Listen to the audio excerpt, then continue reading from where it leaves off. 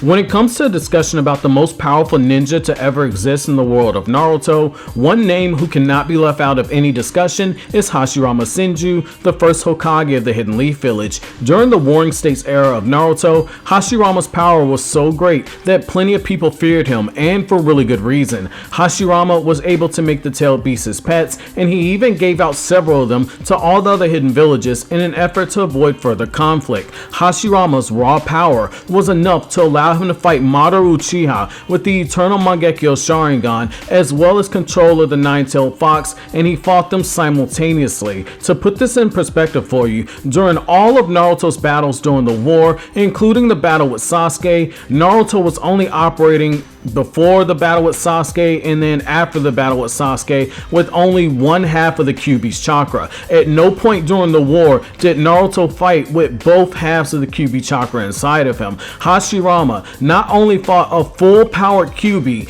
but he also fought Eternal Mangekyo Sharingan Madara Uchiha as well, which is quite the feat in itself. Now that you have a small idea of how powerful Hashirama is, I want to use this as a segue into the video topic, which is the true power of the first Hokage. Like all my other videos in the True Power series, this isn't a power scaling video so much as a video showing you just how hacks the different characters in the Naruto universe truly are. Most Naruto fans are aware of the fact that Hashirama Senju has wood release, which is the Kekkei Genkai that is made from combining water and earth release. However, what a lot of fans don't know is that Hashirama Senju also had other changes in chakra nature. Remember how Hiruzen Sarutobi was touted for having all 5 changes in chakra nature mastered? Well, guess which Hokage did it first? That's right, Hashirama Senju also had mastery over wind, lightning, and fire release on top of water and earth release. After the Naruto manga ended, series creator Masashi Kishimoto revealed in Databook 4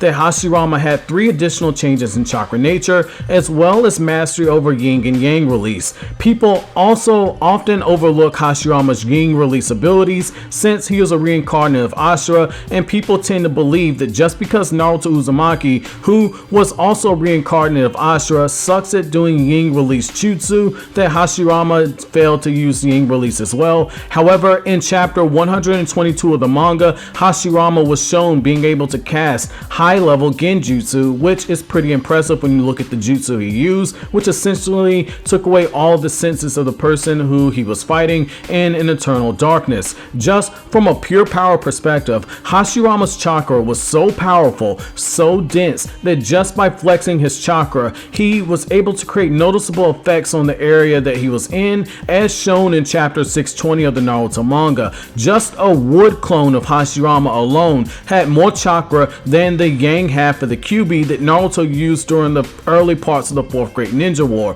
Even someone like Tsunade and Sakura, who were touted for their extreme chakra control, couldn't keep up with Hashirama in this area. Hashirama was able to use large-scale ninjutsu with little to no hand seals, which is something that Madara chastised Tsunade for when he saw her use the Strength of 100 healing jutsu.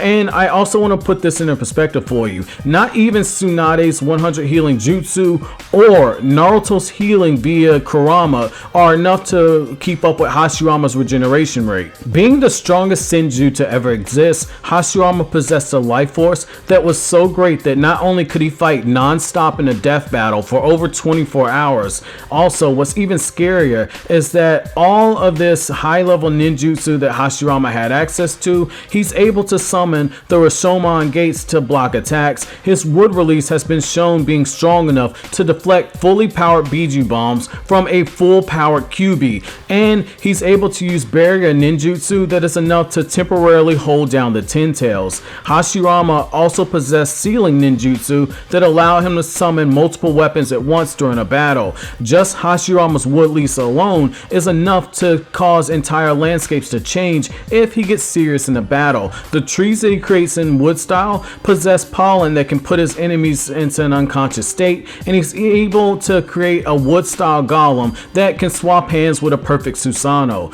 When Hashirama goes into Sage mode, he gets the same buff that Naruto and Jiraiya got when they entered into Sage mode. Sage mode, as we all know, gives the user a huge boost in attributes that's so insane that it's not fair. And essentially, Sage mode is like a walking cheat code. When Hashirama goes into Sage mode, he uses Sage Art Wood Release 1000 Hands Jutsu. Now, this jutsu allows Hashirama to control each of the 1000 hands as he pleases simultaneously. The sheer size of the statue that this jutsu creates is even bigger than both the full powered Kyuubi as well as Madara's perfect Susanoo. Most fans know that this statue can release a barrage of punches, but it can also rattle off ninjutsu as well, which is even scarier. If that wasn't scary enough, it can also detach itself from its main body, and it can move independently as the user wills it to. Another thing to take note of is that Hashirama possessed such a strong body and enormous chakra reserves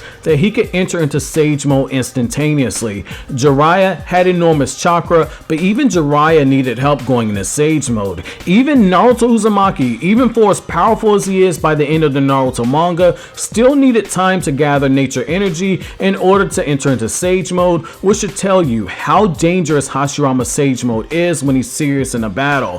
One of Hashirama's most powerful jutsu that he uses in conjunction with Sage mode is the Sage Art Gate of the Great God. This jutsu was able to subdue the Ten Tails in its own. To put this into perspective, it took 4 dead Hokages, which included a base Hashirama, working together to use a barrier ninjutsu to temporarily hold back the Ten Tails. Hashirama in Sage mode was able to hold down the Ten Tails using this jutsu. Also, what's really important to take note of is that when Hashirama focuses his chakra, the jutsu wraps around the neck of his target and it uses nature energy to shut down their movements. So, what did you guys think about Hashirama's true power? Up next, I'll be looking at the true power of the Second Hokage, but please let me know what other characters you'd like to see me cover next. And as always, guys, if you like anything I had to say, don't forget to comment, rate, subscribe, and share the video with anyone who might have been a fan of the old content. As always, guys, have an incredible day.